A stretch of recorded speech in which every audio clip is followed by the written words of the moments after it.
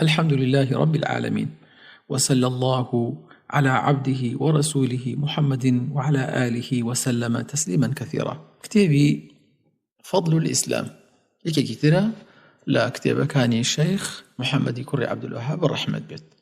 أم كتابة وكو شون كتابة كان تري بكي كتاب بدبو بتوحيد وكتاب سباس مان كردوا يكي كتاب بدبو بمسائل جاهلية وتنهاء وشتانيك تایبەتە بە نیشانەکان و خەسڵەتەکانی ئەهلی جاهلیەت تایبەتی کرد بە ئەوە یان بە باسی کەبائیر، ئەمەیانی تایبەت کردووە بە باسی بیدع و بە باسی شرک و خراپەکانی بیدع و شرک. هەروەها لەگەڵ ئەمەیشا لە کتێبی فەضل الئیسلامە باسی مەرجەکانی موسڵمان بوونی کردووە.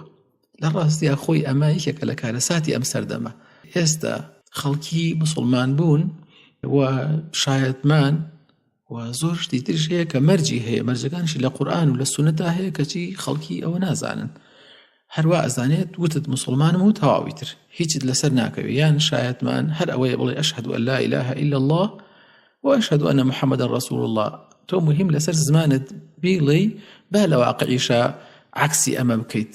ئێستا حاڵ حازر خەڵکانێکی زۆر بەم قەناعەتەوە نوێژیشەکەن ڕۆژوشەکەن کەچی عکسی شایەتمانەکەیشیان ئەکەن. بۆیە کتێبەکانی شێخ محەممەد ابن عەبدولوەهاب معالەجەی ئەم جۆرە کارەساتانی کردووە لە ناو موجتەمەعە کە بەداخەوە هەندێکی تا ئێستەیش بەردەوامیان هەیە.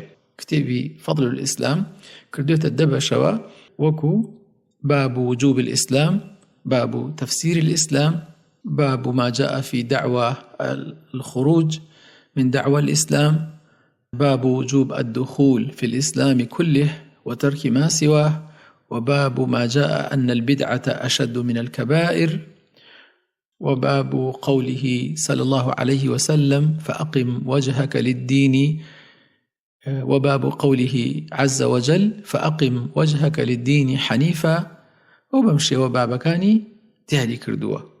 ئەم کتێبەش هاوشێوەی کتێبەکانی تری شێخ محەممەدی کوڕی عەبدولوەهاب گرنگی پێدراوە و شروحی لەسەر هەیە.